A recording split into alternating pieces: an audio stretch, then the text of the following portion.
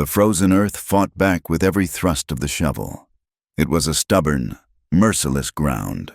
As unwilling to take the dead as it was to sustain the living, Clara did not feel the cold in her hands, though the skin over her knuckles had split and bled. The pain was a distant thing, a dull throb that belonged to someone else. There was only the scraping of metal on frozen dirt, the rhythmic heave of her own breathing, and the wind that tore across the plains with a sound like a grieving woman. She had dug the hole herself. No one else would. Frank was not a man the town of Promise felt obliged to bury. He had been a taker, a loud voice in the saloon and a quiet ghost in his own home. He had lived on borrowed credit and fading luck, and when both ran out, a bullet from a faro dealer's pistol had been the final accounting. Now he lay wrapped in their best quilt at the bottom of a shallow, jagged grave. Clara pushed the last mound of unyielding earth over him, her movements stiff and mechanical. There were no tears. She had spent them all years ago, in the dark, where no one could see. When it was done, she stood up, the shovel hanging limp in her hand. The sky was a vast, unforgiving sheet of white, the color of bone. Before her stood the crooked wooden cross she had hammered together from 2 pieces of fence post. It listed to one side, a final, fitting monument to a life lived without balance. Frank Carver, husband. The words were not on the cross, but they echoed in the hollow space inside her chest. Behind the grave was the cabin, their home. For a moment, she allowed herself to see it as she first had, a small, sturdy shape against the horizon, smoke curling from its stone chimney like a friendly hand beckoning her forward, a place of beginnings. Now, it looked different. The wood was weathered and gray, the chimney was silent, and the windows stared out like vacant eyes. It was no longer a beginning. It was an end. She was 22 years old, and everything she had ever owned, everything she had ever been, was buried in that cold ground or locked behind that silent door. She stood there for a long time, a solitary figure beside a crooked grave, listening to the wind keen over the empty land. She was alone, utterly and completely alone. 2 days later, they came. She saw the buggy from the window, a dark shape moving slowly through the snow-dusted landscape. Sheriff Brody was a thick, wheezing man whose authority came more from the tin star pinned to his coat than from any force of character. Beside him sat Mr. Abernathy, the banker, a man so thin and pale he seemed made of paper, his lips a permanent, tight line of disapproval. Clara opened the door before they knocked. She wiped her raw hands on her apron, a gesture of domesticity that felt like a lie. The cabin was cold. She had been saving the last of the firewood. "Mrs. Carver," Sheriff Brody began, removing his hat. His breath plumed in the frigid air. "Ma'am." "Mr." Abernathy added with a curt nod, not bothering with the same courtesy. His eyes darted around the small interior of the cabin, taking inventory of its poverty. "We have come on an official matter," the sheriff continued, his voice heavy with false sympathy. "Regarding your late husband's accounts." Clara said nothing. She simply waited. She had known this was coming. Frank had spoken of debts the way other men spoke of the weather, a constant, unavoidable force. Mr. Abernathy stepped forward, pulling a sheaf of papers from his coat. "Frank Carver's debts to the bank, as well as to several other establishments in town, are considerable. The deed to this property was held as collateral." He unfolded a paper, the crisp sound unnaturally loud in the silence. "As his widow, and with no other assets to settle the balance, the property, the structure, and all its contents are hereby forfeit. They will be auctioned next month to cover what is owed." The words were clean and sharp, like shards of glass. Forfeit, a word that stripped everything away. She looked past the men, at the rolling hills covered in a thin blanket of snow, at the stark, leafless trees that clawed at the white sky. Her land. Frank had promised her it would be their kingdom, a place where they would be beholden to no one. Another of his grand, empty promises. You will have 1 week to vacate the premises, Mr. Abernathy stated, his voice flat and devoid of emotion. He was not delivering a sentence. He was closing a ledger. Clara's gaze returned to him. Her voice, when it came, was raspy from disuse. Where am I to go? Sheriff Brody shifted his weight, his discomfort a tangible thing. The church may offer some assistance, Reverend Michael, perhaps. But they all knew the truth. The church's charity was reserved for the deserving poor, the pious widows of good men. Clara Carver, wife of a gambler and a drunkard, was not among them. The town had already passed its judgment. She saw it in the days that followed. Mrs. Gable, who had once shared coffee with her at this very table, saw her on the path to town and abruptly crossed the road, pulling her children close as if Clara carried a contagion. Mr.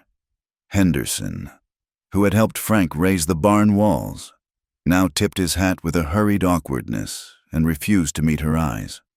The whispers followed her like a shadow.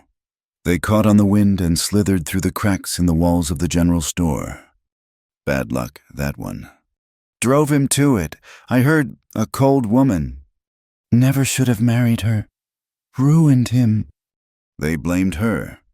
It was easier to blame the silent woman than the loud, charming man who had drunk and gambled their money away. Frank had been a sinner. Yes, but he had been their sinner. Clara was an outsider, a quiet reproach to their tight-knit world. She was the curse that had brought him down, and now that he was gone, the curse remained, clinging to her like the winter frost. She was not a widow to be pitied. She was a blight to be shunned. Desperation was a cold, hard knot in the pit of her stomach. The week was shrinking. The pantry was nearly bare.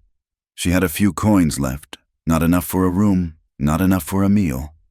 She had one thing of value, her wedding ring, a simple, thin band of gold. It was not a symbol of love. There had been little of that. But it was a symbol of a promise. However broken, it was the last piece of the life she was supposed to have had. She walked into Finch's Mercantile, the bell above the door announcing her unwelcome arrival. The store was warm, smelling of cinnamon and cured meats and coffee beans. It was a world of comfort she no longer belonged to. Mr. Finch stood behind the counter, polishing a glass jar. He looked up, and his welcoming smile curdled when he saw it was her. Mrs. Carver. She walked to the counter, her worn boots silent on the wooden floorboards. She did not waste time with pleasantries. She pulled the ring from her finger and placed it on the polished wood.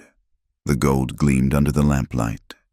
I need to sell this, she said, her voice barely a whisper. Mr. Finch picked it up, holding it between his thumb and forefinger as if it were something distasteful. He squinted at it.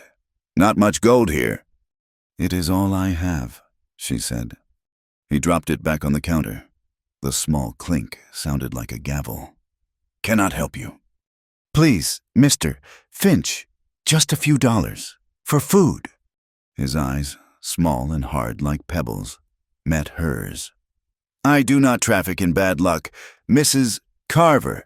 This ring belonged to a man who lost everything. I imagine it carries the same fortune. Now, if you are not buying anything, I have inventory to attend to. He turned his back on her, dismissing her as easily as he would brush a fly from his counter. The cruelty of it was a physical blow. He had not just refused her. He had shamed her. She stood there for a moment, her hand hovering over the ring, the warmth of the store feeling like a furnace. She snatched the ring, slid it back onto her cold finger, and walked out into the biting wind, the bell mocking her departure. The days bled into one another, each one colder and emptier than the last. The week Mr. Abernathy had given her was nearly gone. She bartered a piece of her fine embroidery, a skill her mother had taught her, for a half-dozen potatoes and a stale loaf of bread. She sold Frank's good coat to a traveler for $1. She sold her mother's silver locket for 50 cents. The cabin grew barer. stripped of memories and keepsakes until it was just a hollow shell. She scavenged for fallen branches in the woods, her fingers growing numb in the snow, just to have a small fire to huddle by at night. The hunger was a constant, gnawing ache. The cold was a relentless thief, stealing the warmth from her bones. On the seventh day, the final day, a blizzard descended upon the plains. The wind howled and threw sheets of snow against the cabin, rattling the windows and seeping through the cracks. It was the voice of the wilderness, telling her to surrender. She had nothing left to sell, nothing left to barter. She had no food, no firewood, and no place to go. The town of promise had cast her out. The wilderness was waiting to claim her. She sat in the dark, wrapped in a threadbare blanket, and considered her options. She could stay, freeze to death in the silent cabin. She could walk out into the storm, let the snow bury her beside her husband, or she could do the one thing she had never imagined, the one thing that was lower than begging, lower than scavenging. She made her decision in the frozen silence of the cabin. She stood up, her body aching with cold and hunger.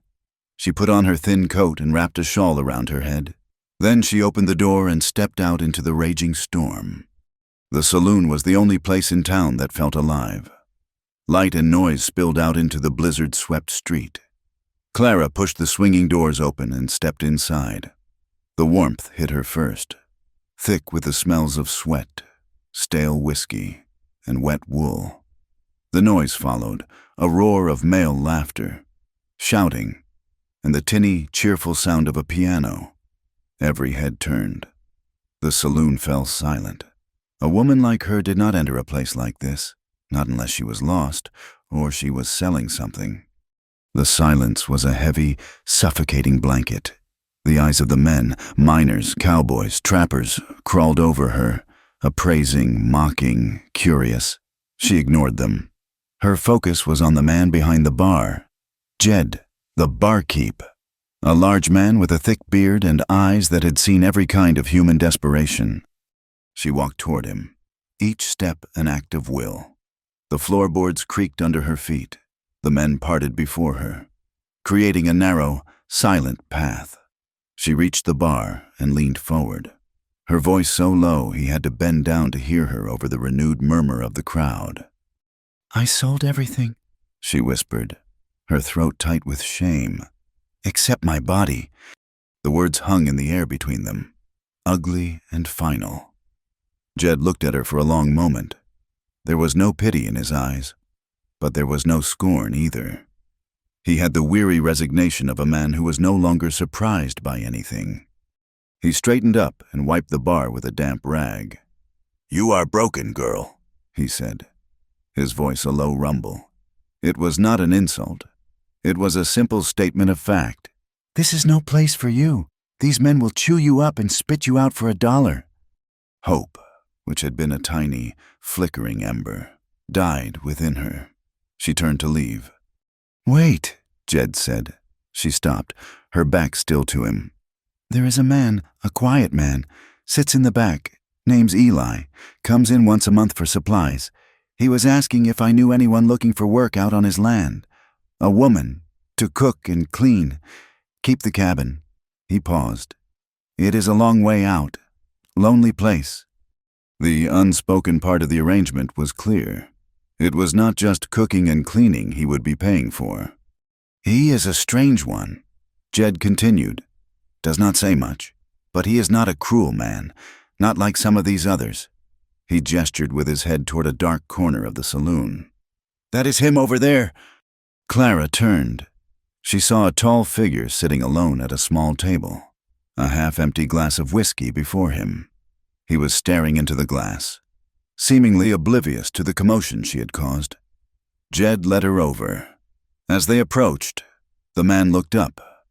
His eyes were the color of a winter sky just before a storm. They were startlingly clear and looked at her without flinching, without judgment, without desire. They simply looked. He was not a handsome man, but his face was strong, carved from hard lines and solitude. His hair was dark, and his shoulders were broad under a heavy sheepskin coat. He was still, utterly still. "Eli," Jed said, "this is Clara Carver. She is looking for a situation." The man named Eli did not look at Jed. His eyes remained fixed on Clara. She felt her skin prickle under his steady, unreadable gaze. She was trembling, from the cold, from the hunger, from the profound, soul-crushing humiliation of the moment. She had to force the words out. Her voice was a fragile, broken thing. "Do you want me?" The question was stark, stripped of all pretense. It was the question of a beggar, of an animal for sale. Eli did not speak. The silence stretched, thick and heavy. He held her gaze for another long moment, and then he reached into his pocket. He laid a small stack of coins on the rough wooden table. It was not a grand sum, but to her, it was a fortune. It was life. He did not push the coins toward her. He simply left them there. Then he held out his hand. It was covered by a thick leather glove, worn and stained from work. It was an offer, a silent, binding contract. She looked at the coins, then at his outstretched hand. There was no pride left in her. Pride was a luxury for those who were warm and fed. She had only survival. Without a word, she nodded. She did not take the coins. She knew they were not for her. They were for Jed, for the town, for the debts. They were the price. She turned and walked out of the saloon, Eli following a few steps behind her. This time, no one was silent. A low laugh followed them out into the storm. His horse was a large, dark beast that stood patiently in the swirling snow. Eli untied the reins and swung himself into the saddle with an easy, fluid motion. He looked down at her. He did not offer his hand this time. She had to place her foot in the stirrup and pull herself up, her skirts tangling around her legs. She settled behind him, her hands hovering uncertainly for a moment before she placed them lightly on his waist. His back was hard and unyielding through the thick coat. He nudged the horse forward, and they moved out of the town's flickering lights and into the vast, white darkness.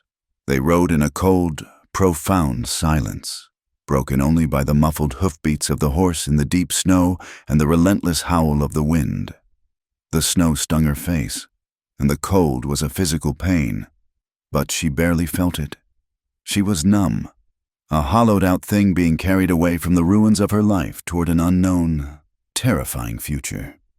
The valley they rode through was beautiful in a stark, brutal way. Towering pines stood like silent sentinels, their branches heavy with snow.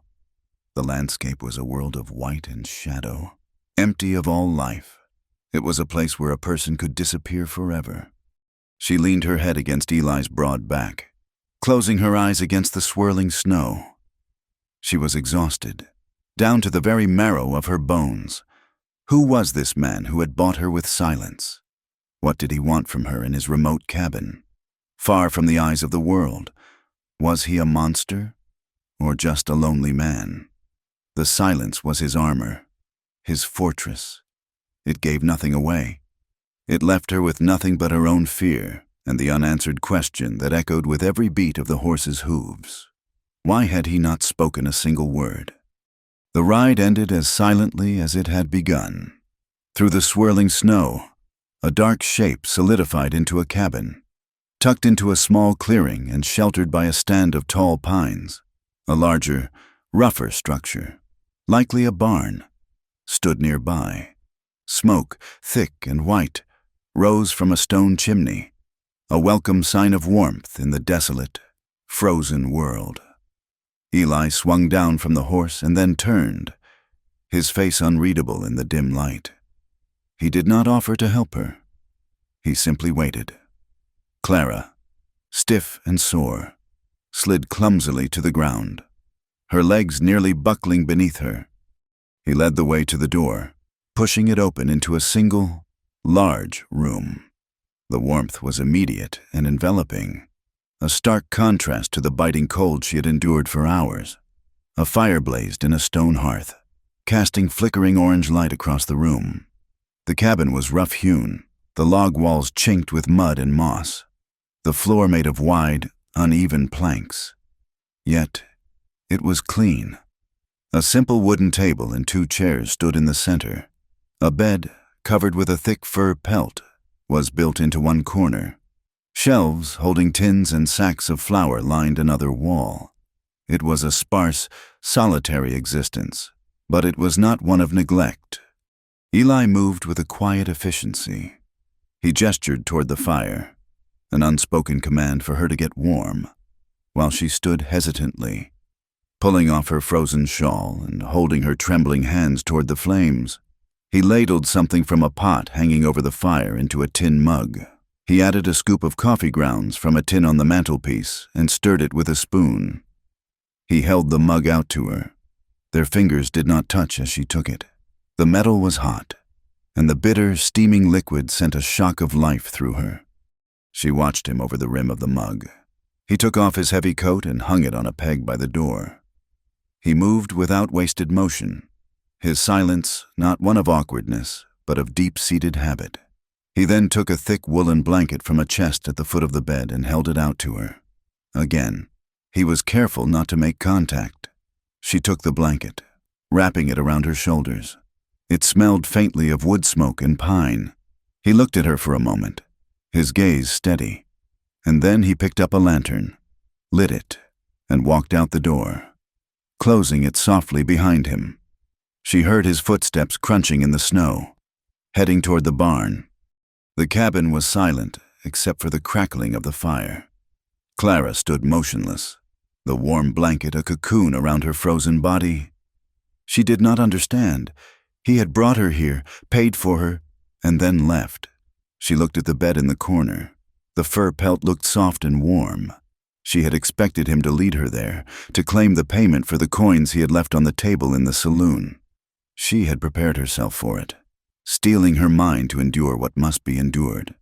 But he had gone to the barn, to sleep in the cold, with the animals. A wave of confusion, sharp and unsettling, washed over her. It was followed by a flicker of suspicion. What kind of man was this? What game was he playing? She slept fitfully on the bed, not bothering to undress. The blanket pulled up to her chin. She listened for the sound of the cabin door opening, for his footsteps on the wooden floor. But the only sounds were the fire dying down to embers and the wind moaning around the corners of the cabin. For the first time in a very long time, she slept in a warm bed, alone and safe from a man's touch. It was so strange. It felt like a dream. Days passed, melting into a slow, silent routine. Each morning, Clara would wake to find fresh firewood stacked by the hearth and a pail of water from the well just inside the door.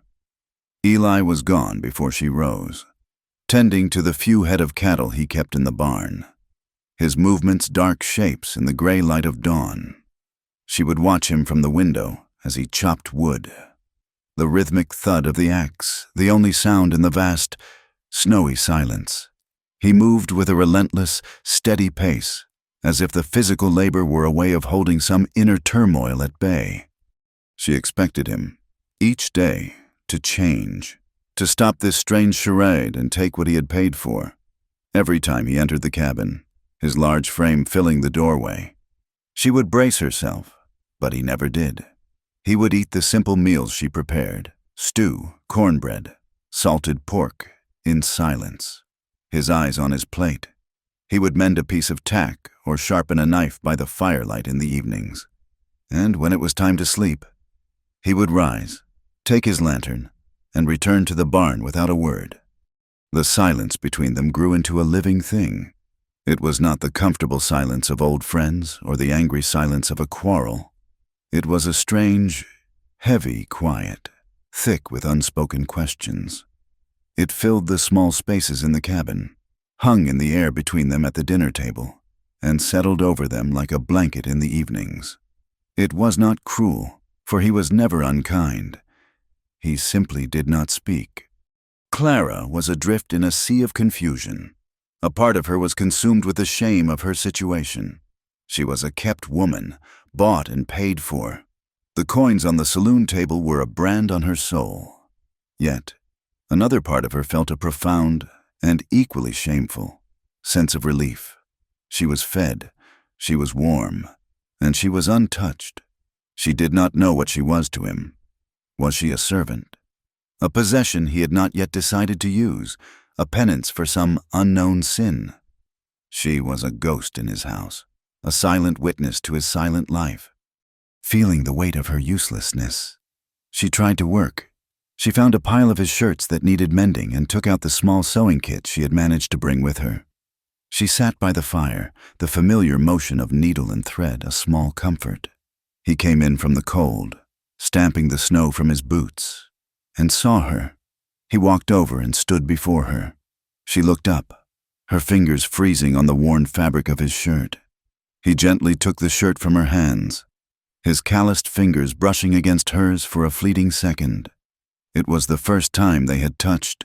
The contact was like a spark of lightning, and she pulled her hand back as if burned. He looked down at her, his storm-gray eyes holding a flicker of something she could not name. And then he spoke. His voice was deeper than she had imagined, and rough from disuse, like stones grinding together. Rest. It was a single word, a command, but spoken with a strange gentleness.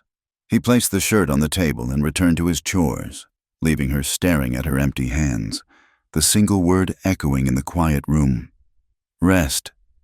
No one had ever told her to rest. The word unlocked something within her, a memory she had long kept buried.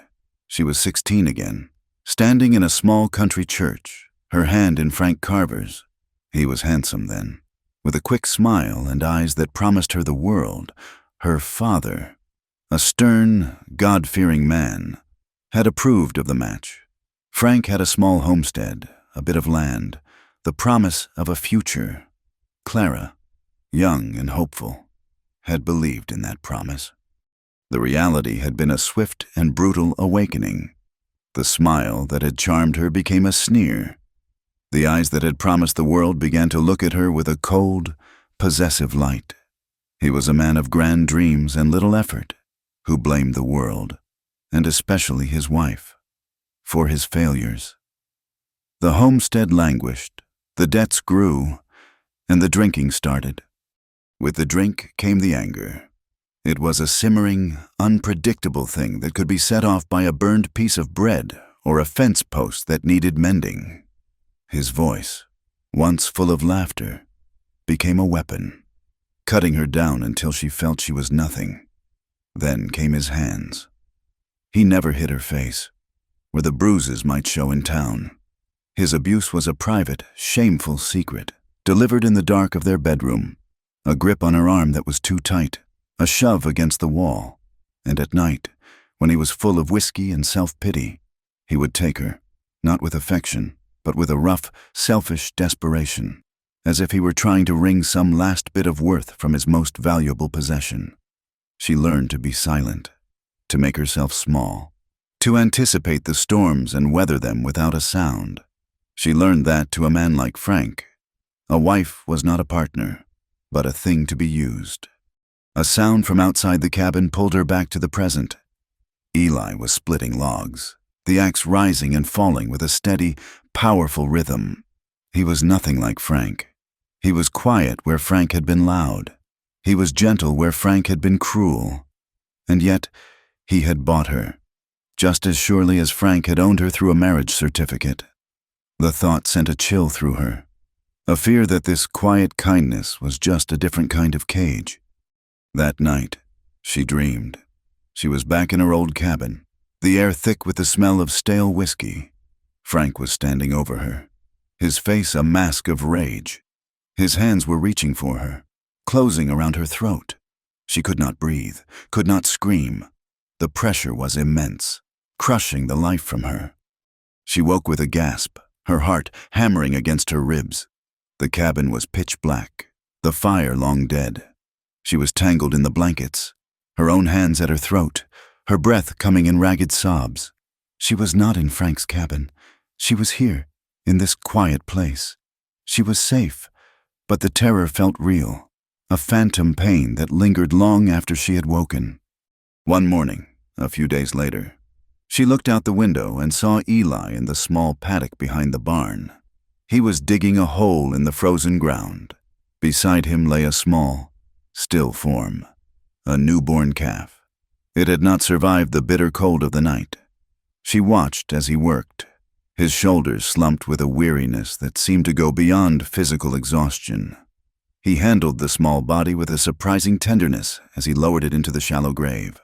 When he was done, he stood for a long time, staring at the freshly turned earth, his hands, rough and calloused, clenched into tight fists at his sides. His jaw was a hard, tight line. In his stillness, Clara saw a profound and solitary grief. This silent man was full of sorrows he kept locked away. She began to test the walls of his silence, driven by a desperate need to understand him. "The snow is deep this year," she would say as she served him his dinner. He would give a single, sharp nod, his eyes never leaving his plate. "Did you build this cabin yourself?" she asked one evening as he oiled a rifle. He paused, his hands still for a moment, and then continued his work. The question left unanswered, hanging in the air between them. She learned to read his movements, the small shifts in his posture that passed for communication. A slight incline of his head meant yes, a tightening of his jaw meant no.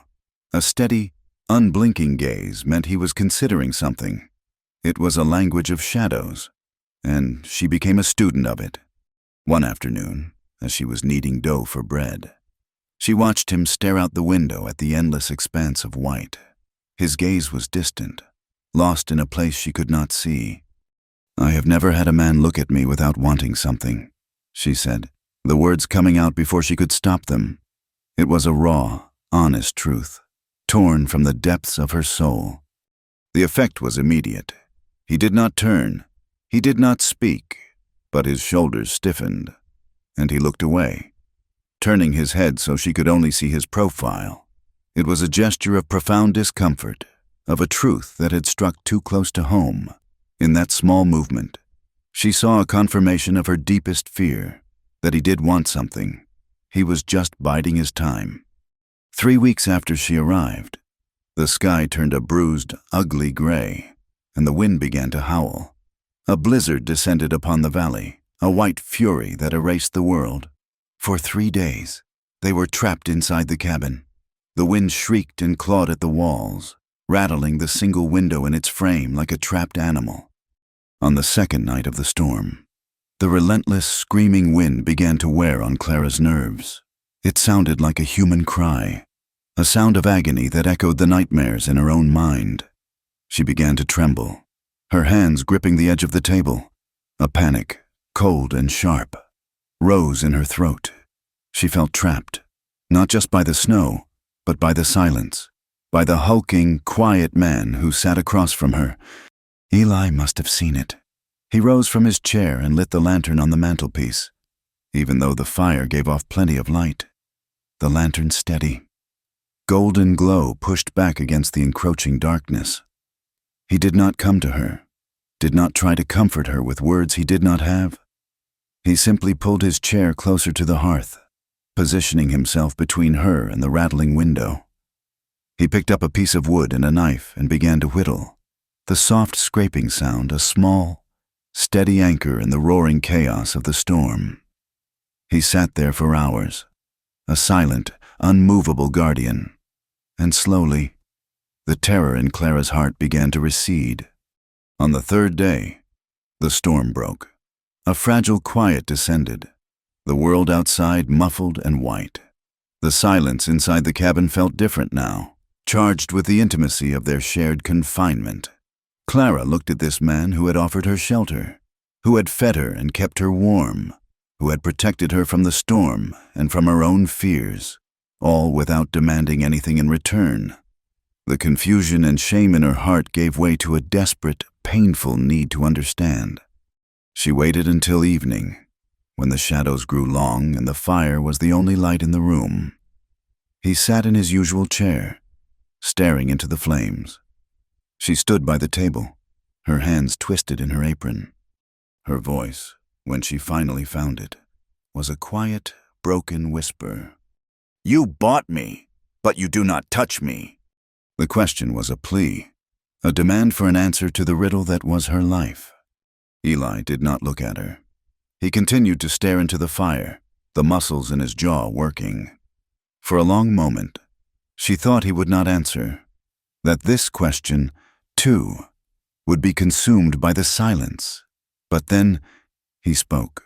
His voice was low and rough, filled with a weariness that seemed to come from the very center of his being. "Not everything's for taking." The words were simple, but they landed with the force of a revelation. They shattered the foundation of everything she had ever known about men, about her own worth. Not everything's for taking. It was a philosophy so alien to her experience that she could barely comprehend it. That night, as she lay in the darkness, she could hear his steady breathing from the floor by the hearth where he had laid out a bedroll. He had not gone to the barn. He had stayed, a silent protector in the quiet aftermath of the storm. Slowly, cautiously, she rose from the bed. The floorboards were cold beneath her bare feet. She moved through the darkness toward the faint glow of the dying embers. She knelt beside him. In the dim, red light, she could see his face. It was unguarded in sleep. The hard lines softened, the deep sorrow in his eyes hidden from view. Her hand trembled as she reached out. She hesitated, her fingers hovering just above his. Then, with a courage she did not know she possessed, she lightly touched the back of his hand where it rested on the floor. It was calloused and warm. He did not pull away. His fingers twitched, a small, involuntary response, but he let her touch him. And in the quiet darkness of the cabin, with the world buried in snow outside, that small point of contact felt like the first ray of sun after a long and brutal winter. The touch of her hand on his that night in the dark changed the quality of the silence between them. It had been a wall. Now it became a bridge. Fragile and uncertain, but a bridge nonetheless. A new language began to form in the quiet spaces of the cabin, a language of gestures that spoke more than words ever could. It began with the coffee. Each morning, he would rise in the dark and grind the beans, and she would wake to the rich, bitter aroma. When she emerged from the warmth of the bed, he would have a tin mug waiting for her on the table, steaming and black. He would watch her take the first sip, a flicker in his storm-gray eyes that she was beginning to recognize as a question. Is it hot enough? Is it strong enough? A small nod from her was the answer. It became their morning ritual, a silent communion that started each day. Other gestures followed. When a cold draft snaked through the cabin, he would rise and place another log on the fire without her having to ask. If he came in from the barn and saw her shivering by the window, he would drape a heavy woolen blanket over her shoulders, his large hands retreating the instant the fabric settled. When she washed the dishes, he would bring the pail of rinse water, leaving it beside her on the floor. They were small, simple acts of consideration, but for Clara, who had known only neglect and rough demand, they were profound. They were bricks, slowly and carefully laid, building a foundation of something she did not dare name. She, in turn, began to answer in kind. She started to tend the fire, learning the exact way he liked the logs stacked. She noticed his threadbare gloves and spent an afternoon meticulously mending the seams. She found a quiet joy in cooking for him, in turning their meager supplies into a hot, savory stew that would be waiting when he returned from his work, his face chapped and red from the wind. One afternoon, while kneading dough, she began to hum. It was a simple, forgotten tune from her childhood, a soft, melodic sound that filled the cabin. She stopped abruptly when she realized what she was doing, her cheeks flushing with embarrassment. But when she glanced at Eli, who was cleaning his rifle by the hearth, he had paused, his head tilted slightly, listening. He did not look at her, but a measure of the tension in his shoulders seemed to have eased. After that, she did not stop herself. The humming became a part of the cabin's sound, a gentle thread of life woven into the fabric of their quiet days. She was remembering what warmth felt like, not just from the fire, but from the inside out. One day, while searching for a spare cloth to clean a spill, she opened a small wooden drawer built into the wall beside the hearth.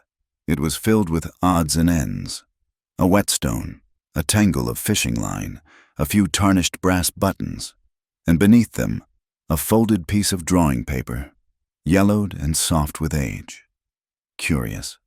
She lifted it out. It was a sketch, drawn in charcoal, of a little girl. The artist had not been skilled, but they had been loving. The drawing captured a wild, untamed energy. The girl could not have been more than 6 or 7, with a tangle of dark hair, a smattering of freckles across her nose, and eyes that were wide with mischief and wonder. She was laughing, her mouth open in a silent shout of joy. The paper was worn, creased along the folds, and smudged in one corner as if a thumb had caressed the image again and again. It was a treasured thing. A floorboard creaked behind her. Clara froze, her heart leaping into her throat. Eli stood in the doorway, his arms laden with firewood. He had seen her. His eyes were fixed on the drawing in her hand. The silence in the room became taut and heavy, like the air before a lightning strike. He walked to the hearth and set the wood down with a quiet thud. He did not speak. He did not look at her again. He simply stood with his back to her, waiting. Shame washed over her. She had pried, stumbled into a place she had not been invited. Her hand trembled as she carefully folded the sketch and placed it back in the drawer, tucking it beneath the fishing line, exactly as she had found it. She closed the drawer. The small click was deafening. She had to ask. The question was a painful, necessary thing. She turned to face his broad, unmoving back. Her voice was barely a whisper. "Was she yours?" He did not move for a long time. The fire crackled, spitting a shower of sparks. The wind sighed in the chimney. Then he gave a single, almost imperceptible nod. Just once. The nod was an answer that opened 1,000 more questions, none of which she dared to ask. It explained the deep, abiding sorrow she saw in his eyes, the reason for the fortress of silence he had built around himself. He was not just a quiet man. He was a man in mourning. After that, she saw the ghost of the laughing girl everywhere, in the vast emptiness of the valley, in the solitary set of his shoulders, and most of all, in the profound, crushing silence. That evening, Clara found an old, tattered book on a high shelf, its spine broken and its pages foxed with age. It was a collection of poems and short stories. After they had eaten their silent meal, an idea took hold of her. She took the book to her chair by the fire. "I thought I might read aloud," she said to the room, not daring to look at him directly. "If you do not mind." He was mending a bridle strap, his head bent over his work. He gave no sign that he had heard, taking his silence as permission. She opened the book. Her voice was hesitant at first, a small, wavering sound, but it grew stronger as she read. She read a poem about the changing seasons, her voice rising and falling with the simple rhythm of the words. She risked a glance at him. He had stopped his work. The leather strap lay still in his hands. His eyes were lowered, his face cast in shadow by the firelight, but he was listening. She continued to read, her voice filling the cabin, pushing back against the silence that had dominated it for so long. It became a new ritual. Every night, she would read from the tattered book, and every night, he would sit and listen, a still, solitary audience. He never commented, never requested a certain story, but in his stillness, she felt an attentive and desperate thirst. She was not just reading words on a page. She was offering him a small measure of peace, a sound that was not the wind or the crackling fire or the echoes of his own grief. As the last of the heavy winter snows began to melt, their quiet world was invaded. One afternoon, the sound of hoofbeats and loud, drunken laughter shattered the peace of the valley. Clara looked out the window to see 3 men on horseback, their faces familiar from the saloon. They reined their horses in just beyond the paddock fence. "Eli," one of them shouted, his voice slurring. "Heard you bought yourself some company. You sharing that piece of cursed goods?" Another man laughed, a high, cruel sound. "That is Carver's widow. Heard she drove him to his grave. Bet she is keeping you warm at night, you quiet devil." They called her names, ugly words that stripped her bare, that threw her back into the shame and humiliation of her past. Clara shrank back from the window, her body trembling with a cold that had nothing to do with the weather. The cabin door flew open. Eli stood on the threshold, his face a mask of cold fury. He did not shout. He did not say a word. He simply raised the rifle he held in his hands and fired. The shot was a deafening crack that echoed off the mountains. It was not aimed at the men. It was a warning round, sent into the sky above their heads. But the message was unmistakable. The men, their drunken bravado vanishing in the face of such cold, silent rage, cursed and wheeled their horses around, digging their spurs in and galloping away until they were nothing but dark specks in the distance.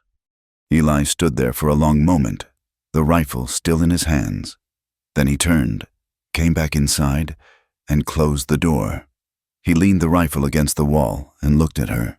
For the first time, she saw the storm in his eyes unleashed.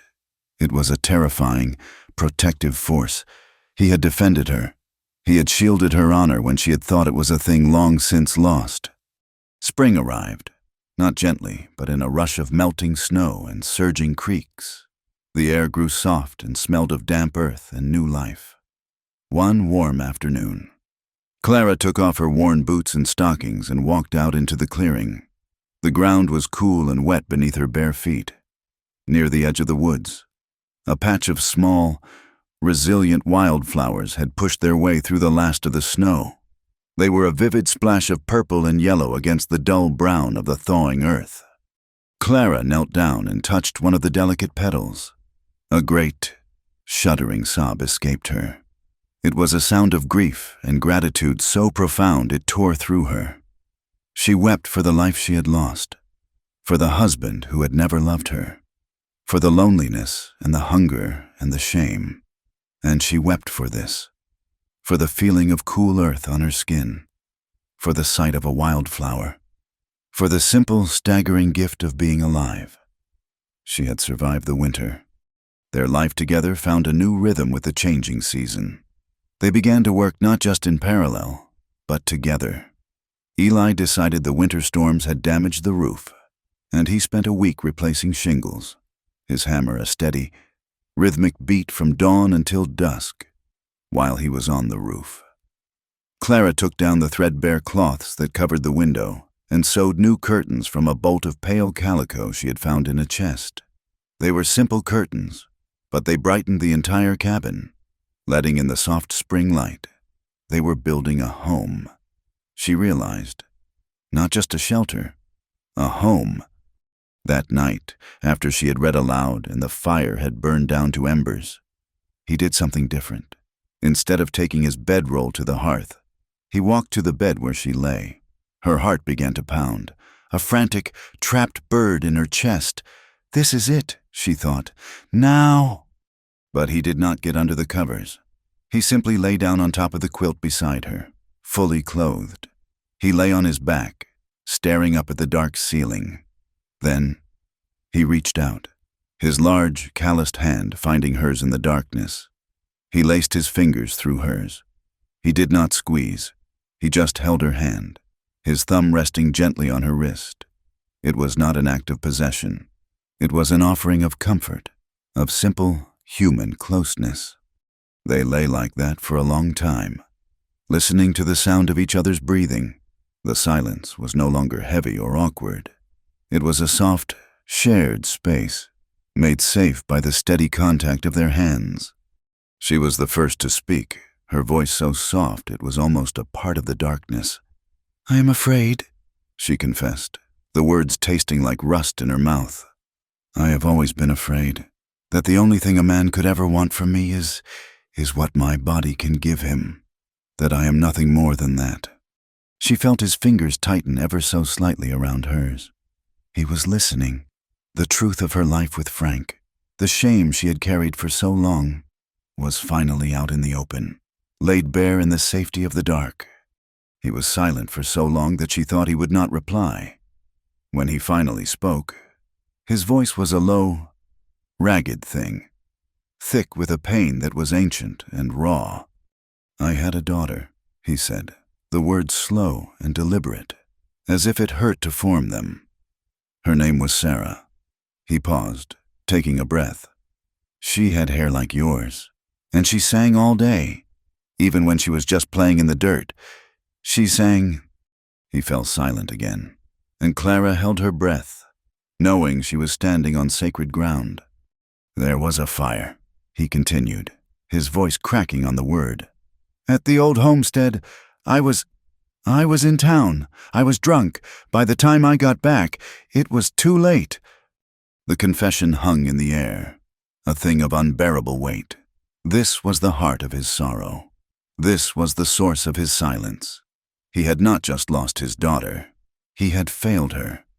The guilt had silenced him, walled him up inside himself where no one could get in and the pain could not get out. Tears streamed down Clara's face, silent tears for his beautiful, singing daughter, and for the man who had been punishing himself in this quiet valley ever since. She turned her head on the pillow to look at him, though she could only make out the dark shape of his profile against the faint moonlight from the window. She brought her free hand up and gently, tentatively, touched his cheek. His skin was rough with stubble and wet. He was weeping. "You saved me without a word," she whispered. He turned his head toward her. His face was close now, his breath warm. He looked at her, and for the first time, she did not see a storm in his eyes. She saw a deep, vast ocean of grief, and in its depths, a flicker of light. Slowly, hesitantly, he leaned in. She met him halfway. Their lips touched. It was not a kiss of passion or of desperate need. It was tender. It was hesitant. It was trembling. It was the careful, questioning touch of two broken souls, finding in each other not a cure, but a comfort. It was a promise, made in silence, that neither of them had to be alone in the dark anymore. That first hesitant kiss in the dark was like a key turning in a lock that had been rusted shut for years. It did not swing the door wide open, but it allowed a thin sliver of light to enter the dark rooms of their solitary lives. They were no longer just two people occupying the same small space for the sake of survival. They were a man and a woman who had shared their deepest wounds, and in that sharing, had begun to heal. They began to live together in a way that had nothing to do with the silent, shame-laden arrangement that had brought Clara to his door. The quiet between them was now softer, more comfortable. It was the quiet of shared work, of knowing where the other would be without having to ask. He would mend a fence, and she would bring him a dipper of cool water from the well. She would knead bread, and he would wordlessly move the heavy flour sack closer for her. Their days were a slow, intricate dance of small kindnesses. Words began to come, slowly, like spring water seeping from frozen ground. They were not grand declarations, but simple observations that stitched their lives together. "The bay mare looks ready to foal," he would say, his eyes on the horizon. "I think we have enough salted pork to last till summer," she would reply, taking inventory of the shelves. They spoke of the land, the weather, the animals, safe subjects that allowed them to practice the cadence of conversation, to grow accustomed to the sound of each other's voice in the quiet cabin. He still slept on the floor by the hearth, but it felt different now. It was not the act of a man keeping his distance from a woman he had bought, but of a man showing a profound and patient respect for a woman he was learning to know. Some nights, after she had finished reading aloud, she would find him watching her, the firelight catching a look of unguarded tenderness in his eyes before he would lower his gaze, as if startled by his own feelings. In town, their arrangement had not gone unnoticed. Eli's monthly trips for supplies became a source of speculation and crude humor. Men who had once given him a wide berth due to his silence now felt bold enough to offer mocking advice. "Still got that widow keeping your bed warm, Eli?" one would ask with a wink. "Better be careful," another would warn, a tone of false concern in his voice. "That one is bad luck. She will ruin you same as she did Carver." Eli met their words with his usual stoic silence, his face a mask of stone. But Clara, hearing of it from him in a rare, clipped report, could see the anger simmering beneath the surface, a tight coiling in his shoulders, a hardening of his jaw. He was protecting her reputation, what was left of it, with the same silent fury he had used to drive away the men who had come to their cabin.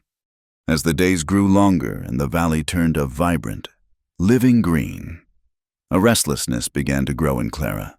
She was grateful for the sanctuary Eli had given her, for the quiet space to heal. But she could not live as a recluse forever, a ghost hidden away from the world. She needed to be more than the woman Eli had saved. She needed to be Clara again. She began to embroider with a renewed purpose. During the long winter, she had mended his clothes out of necessity. Now, she began to create. She found a stash of clean flour sacks and, using threads she painstakingly unraveled from old rags, she began to stitch intricate patterns of the wildflowers she had seen blooming at the edge of the woods. Her fingers, once raw and clumsy from the cold, moved with a nimble grace. The work was a meditation, a way of bringing beauty back into a life that had been stripped bare. One evening, she finished a large piece, a shawl-sized cloth of bleached muslin covered in a delicate cascade of purple and yellow flowers. It was the finest thing she had ever made. She held it up, the firelight making the colored threads gleam. Eli, who had been oiling a saddle, looked up, his work stilled. He looked at the shawl, then at her face, and he saw the pride in her eyes. "It is beautiful," he said, his voice a low rumble. "I want to sell them," she said, the words coming out in a rush before her courage could fail. "In town. I can make more. We could use the money for better seed, perhaps a new milk cow." The warmth in his eyes was instantly replaced by a guarded, shuttered look. He rose and walked to the window, staring out into the deepening twilight. "No," he said, his back to her. The refusal was flat and absolute. "Why not?" she asked, her voice trembling slightly. "My work is good. People will buy it." "I do not want you in that town," he said, his voice tight. "I do not want you to face their whispers, their stares. You were shamed there once. I will not have it happen again." His reluctance was born of a fierce, protective instinct. He was trying to shield her from the cruelty of the world, the same cruelty that had driven her to him in the first place. But what he saw as protection, she felt as a cage, however gilded with kindness. "Eli," she said, stepping closer to him, "I cannot hide here forever. I am not ashamed of what I had to do to survive, but I will be ashamed if I let them keep me hidden for the rest of my life. I need to do this. I need to walk into that town with my head up." She watched his reflection in the dark glass of the window. He was wrestling with himself, his desire to protect her warring with the undeniable strength in her voice. He had saved a broken woman in a blizzard, but the woman standing before him now was no longer broken. She was healing, and her healing required more than just safety. It required dignity. Finally, he turned to face her.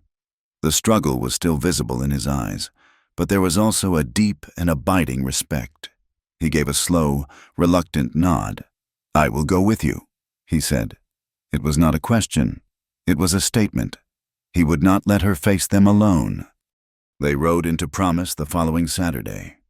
Clara wore her best dress, a simple gray wool that she had mended and pressed.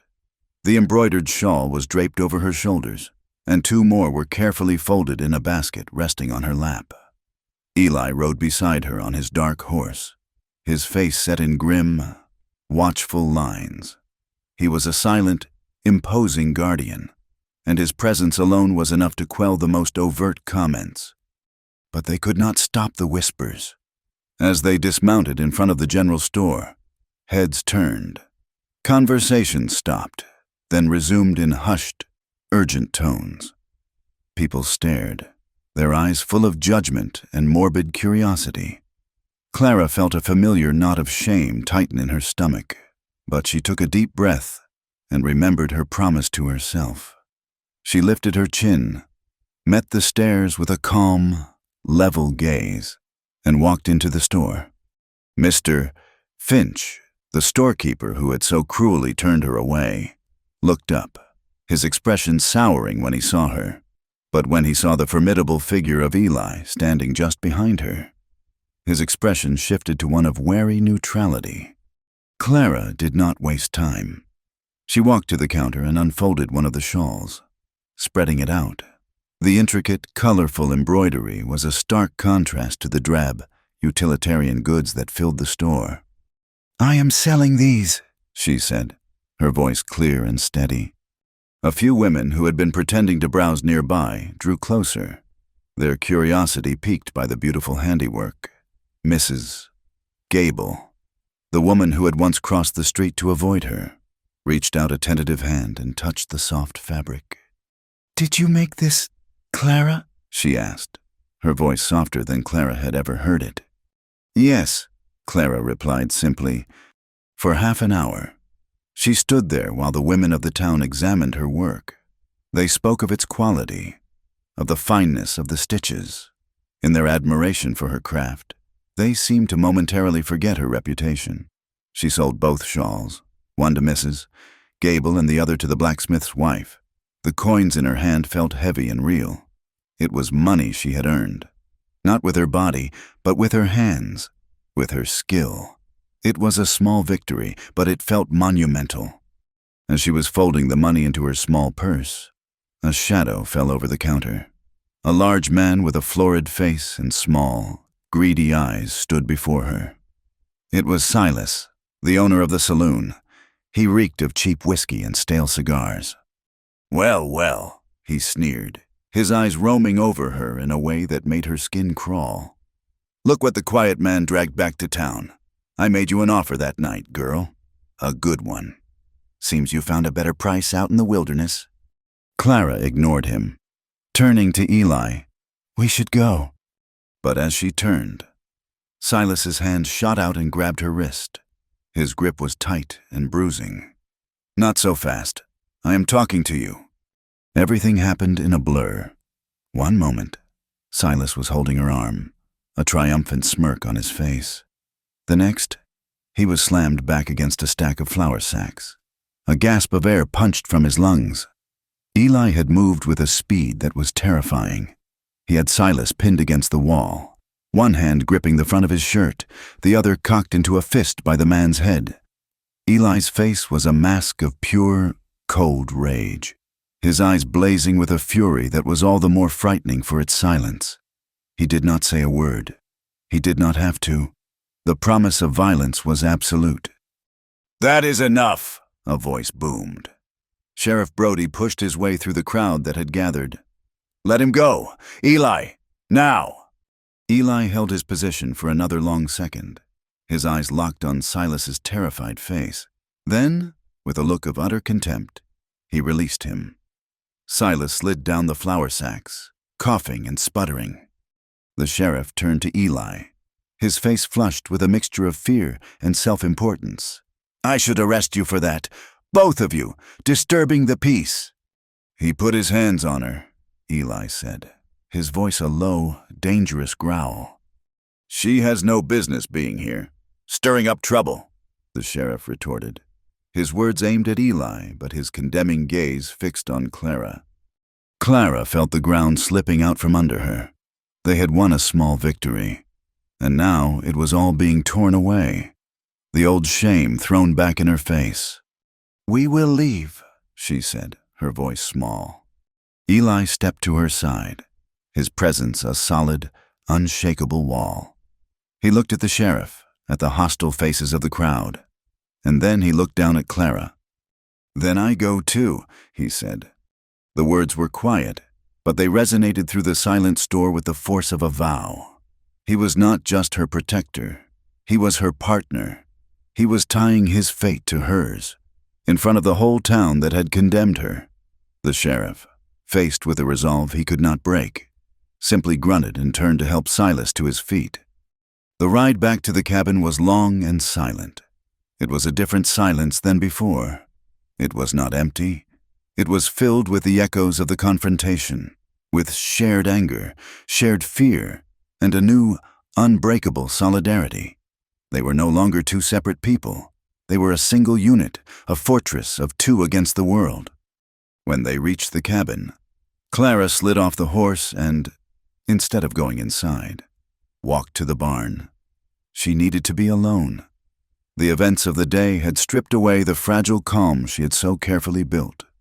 She sank onto a bale of hay, and the tears she had been holding back finally came. They were not the quiet, helpless tears of her past. They were great, shuddering sobs of rage and despair, torn from the very depths of her being. Eli followed her into the barn, his footsteps soft on the hay-strewn floor. He stood in the doorway, a dark silhouette against the bright afternoon sun, and simply waited. "I am so tired," she choked out between sobs, her voice raw with pain. "I am so tired of being seen as a thing, a cursed object, a piece of property, something to be bought or sold or grabbed in a store. Does anyone see me? Do they ever see a woman?" He walked over and knelt in front of her. He did not touch her. He just knelt there. His gray eyes filled with a profound and aching tenderness. "You are not what they say," he said, his voice rough with emotion. "You never were." His words were a balm on her raw, wounded soul. He saw her, not as Carver's widow, not as the woman he had bought in a saloon, but as Clara, just Clara. She looked at him through her tears, at this quiet, broken man who had given her back her own humanity. She reached out and touched his face, her fingers tracing the hard line of his jaw. He leaned into her touch, his eyes closing for a moment. The air in the barn was thick with unspoken feelings, with a need that went far beyond comfort. He rose, pulling her gently to her feet. He led her from the barn, across the clearing, and into the cabin. The afternoon sun streamed through the new curtains she had made, filling the room with a soft, warm light. He led her to the bed. He undressed her slowly, with a reverence that was almost painful. His calloused hands were gentle, hesitant, as if he were handling something infinitely precious and fragile. She trembled under his touch, but it was not from fear. It was the trembling of a body that was feeling, truly feeling, for the first time. It was the trembling of a soul shedding an old, painful skin. They made love not with the fire of passion, but with the slow, raw, tear-filled tenderness of two people finding their way back to life. It was a hesitant exploration, a quiet discovery of a language their bodies had never been allowed to speak. It was an act of healing, of reclaiming what had been stolen. Afterwards, they lay tangled together in the warm sunlight, the sound of their breathing the only noise in the quiet cabin. Clara felt a sense of peace so profound it was almost overwhelming. She turned her head to look at him, her voice a soft whisper in the still air. "This time," she said, a single tear tracing a path down her temple. "This time, I gave it. No one took it." Eli brushed the tear away with his thumb, his eyes holding hers with an intensity that took her breath away. "It was never yours to sell," he said, his voice thick with a conviction that settled deep in her bones, healing the last and deepest of her wounds. "It was always yours." The summer that followed was a season of quiet growth. The valley was lush and green, and the bond between Clara and Eli deepened with a silent, steady strength, like the roots of the ancient pines that guarded their cabin. They had settled into a life that was more than a partnership. It was a shared existence, a gentle rhythm of work and rest, of comfortable silence and the slow, careful unfurling of words. They were two solitary souls who had against all odds, found a home in each other. The peace was shattered one hot, dry night in late August. Clara was woken not by a nightmare, but by a smell, acrid and sharp on the wind. Smoke. She sat bolt upright in bed, her heart instantly pounding. Through the window, the familiar darkness was gone, replaced by a terrifying, flickering orange glow on the northern ridge.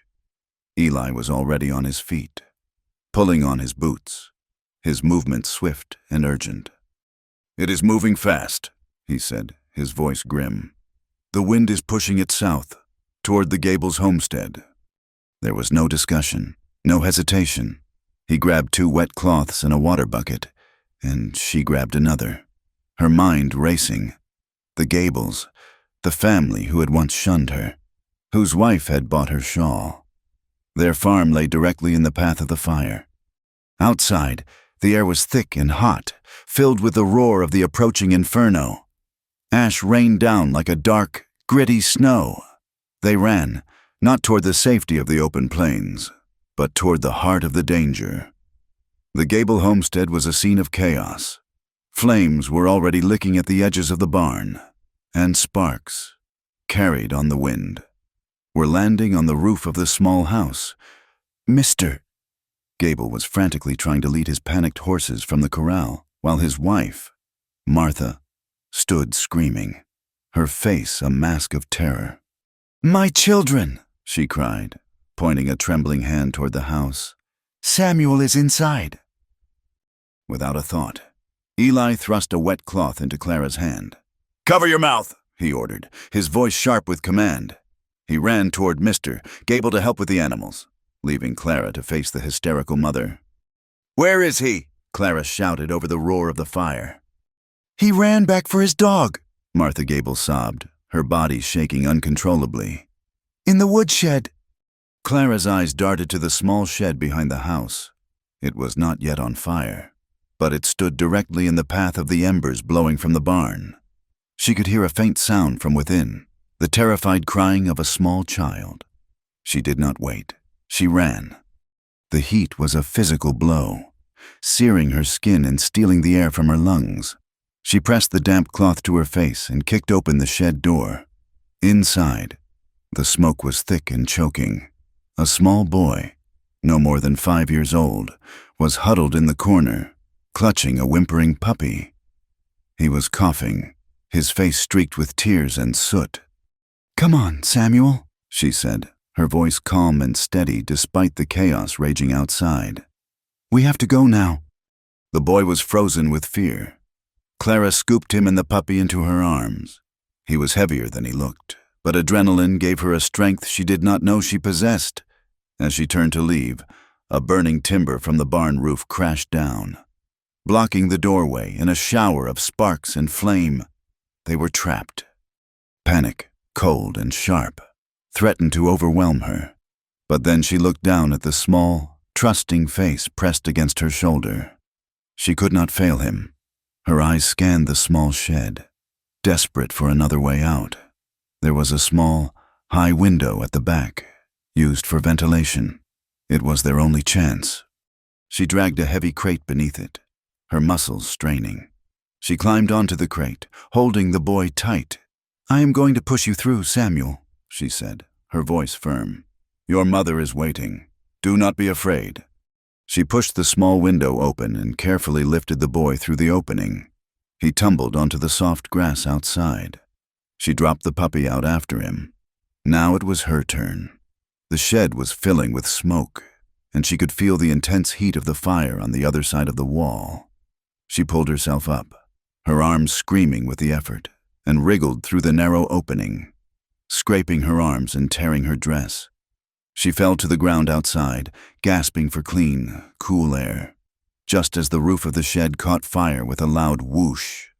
She staggered to her feet and carried the boy back to his mother. Martha Gable snatched her son into her arms, covering his face with kisses, her sobs now ones of overwhelming relief. She looked at Clara, her eyes wide with a dawning, incredulous respect. The other neighbors who had gathered to help fight the blaze had seen it all. They stood in silence, their faces illuminated by the firelight, watching the woman they had once called a curse. Samuel, safe in his mother's arms, looked at Clara. "You saved me," he whispered, his small voice full of awe. He pointed a grubby finger at her. "You are a hero." The fire burned through the valley for 2 days before a sudden shift in the wind and a blessed downpour finally extinguished it. It left a scar on the land, a wide, black path of destruction. But it also brought about a change in the heart of the community. In the face of shared disaster, old prejudices seemed petty and small. People who had lost everything were helped by those who had lost little. And at the center of the stories that were told in the aftermath, there was the quiet courage of Clara Carver. She was no longer an outcast. When she and Eli rode into town for supplies, the whispers were gone. In their place were quiet nods of respect, a soft look in the eyes of the women who gathered at the general store. Men who had once mocked her now tipped their hats. Mr. Finch, the storekeeper, insisted on giving her a small bag of coffee beans on the house. "For what you did for the Gable boy," he said, his voice gruff with unaccustomed gratitude. The change was solidified a week later when Sheriff Brody rode out to their cabin. He dismounted, his demeanor not one of official duty, but of a man making a humble request. "Eli, Clara," he said, nodding to them both. "The town council met. The schoolhouse was damaged in the fire. We are forming a crew to rebuild it. We need good men, strong backs and skilled hands. I came to ask for your help. Eli." It was a formal invitation back into the community, an acknowledgement of his place among them. Eli looked at Clara, a silent question in his eyes. She gave him a small, encouraging nod. This was what they both needed, to be a part of the world again. Eli turned back to the sheriff. "I will help," he said, "on one condition." The sheriff raised his eyebrows. "Name it." "Clara's embroidery," Eli said, his voice clear and steady. "It will be sold at the general store, not on the counter like some passing peddler's wares, but on a proper shelf, with her name on it." The sheriff looked from Eli's unyielding face to Clara's quiet dignity. He saw not a demand, but a declaration of worth. He had seen her fine needlework. He had heard what she had done in the fire. He nodded slowly. "I think that can be arranged," he said. And so, a new life began. While Eli rode out 3 days a week to help rebuild the schoolhouse, a structure that represented the town's future, Clara worked to build her own. She stitched late into the night, the single lamp in their cabin a beacon of light in the quiet valley. She poured all of the valley's stubborn life into her work, the purple of the spring wildflowers, the deep green of the summer pines, the brilliant gold of the autumn aspens. Her work became sought after. Women from homesteads miles away would make the trip to Promise just to buy a piece of her embroidery. Her shawls and tablecloths and delicate handkerchiefs became symbols of beauty and resilience in a land that was often harsh and unforgiving. The money she earned was her own, a tangible result of her own skill and hard work. It gave her a sense of independence, a quiet confidence that settled deep within her. She was no longer just surviving. She was thriving. One night, long after the schoolhouse was finished and the valley was settling into the crisp quiet of autumn, Clara woke to find Eli's place by the hearth empty. A sliver of moonlight fell through the window, illuminating the still, silent cabin. She rose and saw him standing outside by the paddock fence, a dark silhouette against the star-dusted sky. She wrapped a blanket around her shoulders and went to him. He did not seem to notice her approach. He was staring at something he held in his hands, his head bowed. As she drew closer, she saw what it was, a piece of paper, blackened and curled at the edges. It was the only thing he had managed to save from the fire that had taken his home and his daughter, a small, scorched fragment of a drawing of her, its image nearly lost to the flames. He was not weeping, but a grief so profound radiated from him that it was a tangible presence in the cold night air. It was the raw, unhealed wound that he had carried in silence for so long. Clara stood beside him, her shoulder brushing against his arm. "Tell me about her," she whispered. He flinched, as if the words had struck him. He had told her his daughter's name, how she had died, but he had never spoken of her life. "I cannot remember her face anymore," he said, his voice a broken, ragged thing. "All I have is this, and soon it will be nothing but ash." Clara's heart ached for him. "Then let me," she said softly, "let me be your memory. Tell me what you remember, and I will draw her for you." He looked at her then, his eyes filled with a desperate, hesitant hope. He finally gave a slow nod. They went back inside. Clara lit the lamp and found a clean piece of paper and a stick of charcoal. They sat at the table, their heads close together in the pool of golden light. "Her hair," Eli began, his voice low and halting as he dredged the memories from the depths of his guilt. "It was wild, always a mess of dark curls, no matter how her mother tried to tame it, and it caught the sun. It had streaks of gold in it." Clara's hand began to move, the charcoal whispering across the paper. "Her eyes," he continued, a faint ghost of a smile touching his lips. "They were like yours, gray, but they were always full of questions. She wanted to know everything. Why the sky was blue, where the birds slept at night. She never stopped asking questions." He spoke for over an hour, and as he spoke, the girl came to life on the page. He told Clara about the gap between her two front teeth, the way she would sing to the chickens while she fed them, the small, determined set of her chin when she was trying to do something she had been told was too difficult. He was not just describing a child. He was resurrecting a spirit. He was letting her live again, in the warm, safe space of their cabin. When he was done, he fell silent. Clara added the final touches, a smudge of shadow to define a cheekbone, a flicker of light in an eye. She held it up. It was the laughing girl from the original sketch, but she was clearer now, more real. It was Sarah. Eli stared at the drawing, his breath catching in his throat. A single tear traced a path through the dust on his cheek. "That is her," he whispered.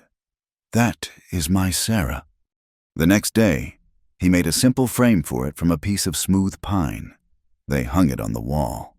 Next to the window, the scorched relic was put away, and in its place was a new memory, one they had created together.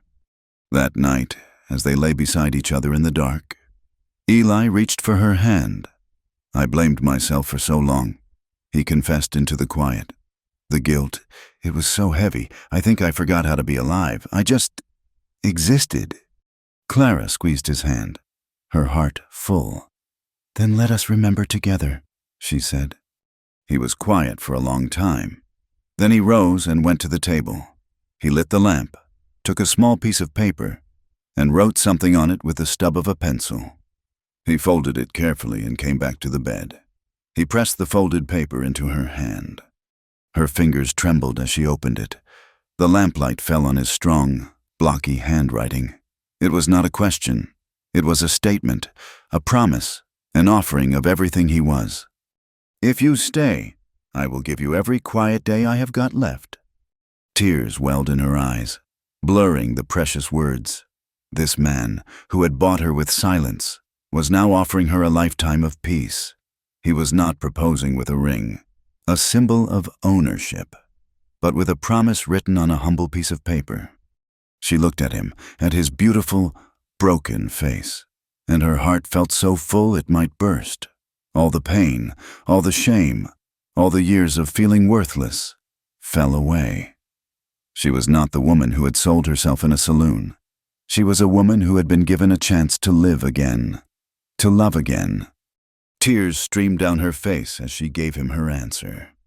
"I have already sold everything," she whispered, her voice thick with emotion. "Everything, except my heart. That is still mine to give." Her heart was his. The words, spoken in the quiet of their cabin, were a vow more binding than any law or ceremony. Still, they chose to mark their beginning in the sight of the world that had once cast them out. They were married on a warm afternoon in early May, when the valley was alive with the promise of new life. There was no church, no preacher in a stiff collar.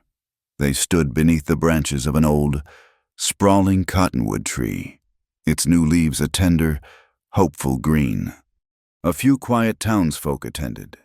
The Gables were there, their son Samuel clutching a small bunch of wildflowers he had picked for Clara. The blacksmith and his wife stood beside them, their faces open and kind. Even Sheriff Brody had come, his presence a silent, official acknowledgement of the place they now held in the community. Clara wore a dress she had sewn herself from simple, cream-colored muslin. It was not a grand dress, but it was the most beautiful thing she had ever owned. From the hem to the modest neckline, she had embroidered a flowering vine, its delicate tendrils and blossoms climbing upward, a testament to her own journey from the frozen ground of her past to the full bloom of her present. She wore no veil, no ring from a life she had left behind. Her face was open to the sun, and her hand was held firmly in Eli's. He did not speak of love in flowery, practiced phrases. His vows were as simple, strong, and true as the man himself. He spoke of respect, of partnership, of offering her all the quiet days of his life.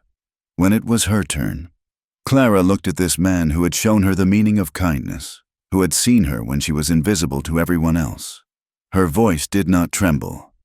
"I came to you with nothing," she said, her words carrying on the soft spring breeze. "You gave me shelter, you gave me safety, and you gave me back myself. I have nothing to offer you but what is mine to give, my heart, my hands, and all of my days." They were declared husband and wife. There was no grand celebration, only a quiet sharing of bread and cider under the shade of the cottonwood. The Gables spoke of their plans for a new barn. The blacksmith's wife admired Clara's dress. It was a simple, peaceful gathering, a weaving of two solitary lives into the fabric of the community. In the weeks that followed, they began to build onto their life together, their actions a physical manifestation of their commitment. Eli, with the help of Mr. Gable and the blacksmith, built a larger porch onto the front of the cabin. It was wide and sturdy, with room for 2 chairs and a small table. It was a space designed not for hiding from the world, but for sitting and watching it go by, together. As they worked, their hammers ringing out in a steady, cheerful rhythm, Clara planned a garden, her hands in the rich, dark earth, planting seeds for vegetables and flowers. One evening, as they sat on their new porch watching the sunset paint the sky in hues of orange and purple, they spoke of the future. They spoke of the children who had been orphaned by the fire, especially a young boy named Peter whose family had lost everything. "He is a good boy," Eli said, his voice thoughtful. "Quiet, likes to work with his hands." Clara looked at her husband, at the gentle lines around his eyes, and saw the father in him, the man who had lost a daughter and had never stopped grieving. She reached out and placed her hand on his. "This house has enough quiet," she said softly. "Perhaps it has enough room for a little more life, too." He looked at her, and in his eyes, she saw a gratitude so profound it needed no words. They were not just healing their own pasts. They were planning to build a future for someone else. For the first time, Clara felt a sense of peace so complete, so absolute, that it felt as if it would last forever. But the ghosts of the past are not so easily laid to rest. A letter arrived a week later, carried by a circuit rider making his way through the valley. It was an official-looking envelope, addressed to her, to Mrs. Clara Carver. The name itself was a cold shock, a name she no longer claimed as her own. Eli watched her, his face taut with concern, as she broke the wax seal. The letter was from a lawyer in a town 2 counties over. It was written in a cold, precise script, full of legal terms that made her stomach clench. It stated that her late husband's brother, a man named Jebediah Carver, whom she had met only once, was making a formal claim against Frank Carver's estate, and since Frank had died with no assets, only debts, Jebediah was citing an archaic, rarely used law. He was claiming the only remaining part of the estate. He was claiming ownership of her. The letter stated that as a widow without means, she was legally considered chattel, the property of her late husband's next of kin, until her debts were settled. The paper trembled in her hand. Chattel, property, a thing. All the progress she had made, all the dignity she had fought for, all the worth she had carefully rebuilt, was being threatened by a piece of paper, by a cruel, greedy man who saw her as nothing more than a line item in a ledger. The old, familiar shame, the feeling of being a helpless object, washed over her, cold and sickening. Eli took the letter from her trembling fingers. He read it, his face growing darker with every word. When he was done, he crumpled the paper into a tight ball in his fist, his knuckles white. A low, dangerous sound rumbled in his chest. "He will not have you," Eli said, his voice a quiet, deadly promise. "I will not let him." "It is the law, Eli," she whispered, the words tasting like ash. "Then the law is wrong," he stated, his conviction absolute. "We will ride to the courthouse tomorrow." The ride to the county seat was tense and silent. It was not the companionable silence they now shared, but the grim silence of two soldiers marching into battle, this time. However, Clara did not feel like a victim being led to her fate. She rode beside Eli, her back straight, her resolve hardening with every mile. She had been Frank Carver's property. She had been the woman Eli bought. She would not be Jebediah Carver's chattel. She would not go backward. The courthouse was an imposing brick building, a symbol of a male-dominated world of rules and laws that had been written without her in mind. The courtroom was paneled in dark wood and smelled of dust and old paper. It was filled with men in dark suits, their faces stern and impassive. Jebediah Carver sat at the plaintiff's table, a thin, sallow man with his brother's greedy eyes. He looked at Clara with a cold, appraising stare that made her feel like a horse on an auction block. Eli sat beside her, his presence a solid, reassuring anchor. He did not look at Jebediah. He looked only at the judge, a man named Miller, who had a stern, weathered face and intelligent eyes. The proceedings began. Jebediah's lawyer spoke at length, citing precedents and paragraphs from dusty law books. He spoke of a woman's duty, of a husband's property, of a family's right to settle its accounts. He never once used Clara's name. He referred to her only as the widow, or the asset. With every word, he tried to strip her of her humanity, to reduce her to a legal definition. When he was finished, Judge Miller looked at Clara. "Mrs. Carver," he said, his voice echoing in the silent room. "Do you have a response to this claim?" Clara stood up. She did not look at Jebediah or his lawyer. She looked directly at the judge, her voice quiet but carrying to every corner of the room. "My name is Clara," she began, her voice gaining strength with each word. "It is not Mrs. Carver. That is the name of a woman who is gone." She took a breath, her gaze unwavering. "This man's lawyer speaks of laws and property. I have been treated as property for most of my life. I was sold into a marriage where I was not cherished, but used. When my husband died, this town saw me not as a grieving widow, but as a curse to be shunned. In my desperation, I did what I had to do to survive, a choice that made me even less of a person in the eyes of the world. I was a thing to be bought and sold." She paused, her eyes finding Eli's for a fleeting second. He gave her a nearly imperceptible nod. "But a man," she continued, turning her gaze back to the judge, "a good and quiet man, looked at me and saw not a thing to be taken, but a person to be sheltered. He gave me a home, the people of this valley, who once turned their backs on me, saw me fight for a life, for my neighbors, and they chose to see me too. In this past year, I have earned my own money with my own hands. I have earned the respect of my community. I have earned back my own name." She took a step forward, her hands resting on the table in front of her. "So, to answer this claim, I say this: I am not an asset. I am not a piece of an estate. I am not property. I am a woman, and I decide who I am." She finished, her heart pounding. The room was utterly, profoundly silent. Jebediah's lawyer looked flustered, unprepared for such a simple, powerful defense. Judge Miller stared at her for a long moment, his expression unreadable. Then, he looked down at the law books spread before him. "The laws cited by the plaintiff are indeed on the books," he said, his voice slow and deliberate. "They are relics of a time when society was structured differently, but law, like society, must have the capacity to evolve. It must have a conscience." He looked up, his gaze sweeping over the courtroom before settling on Clara. "This court recognizes that the woman standing before it is not an object to be inherited. She is a citizen, a respected member of her community, a human being, with all the rights and agency that entails." He brought his gavel down. The sound cracked through the silence like a rifle shot. "The claim is denied." The room remained silent. Clara stood frozen, the words washing over her. Denied. She was free.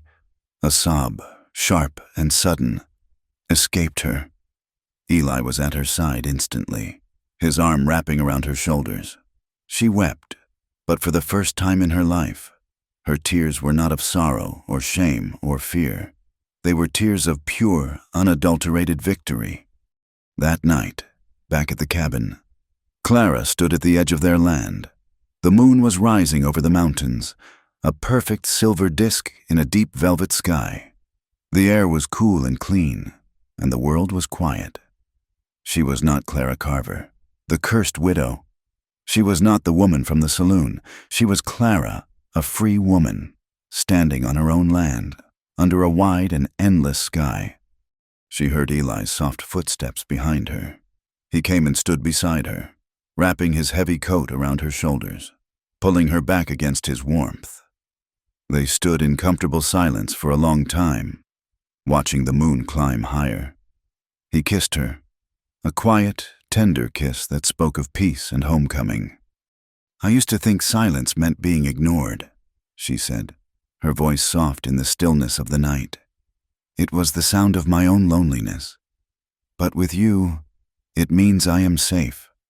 He held her a little tighter, his cheek resting against the top of her head. He looked up at the vast, star-dusted expanse of the sky, at the moon that shone down on their small, quiet piece of the world. "Silence is how I pray," he replied. And as they stood there, the last of the winter snows were melting on the high peaks, feeding the creeks that ran through the valley, in the dark, rich earth of Clara's garden. The first shoots of wildflowers were pushing their way toward the moonlight, the cabin behind them, with its new, wide porch and the warm light glowing in the window where Sarah's picture hung, was no longer a refuge from a cruel world. It was, finally and completely, a home.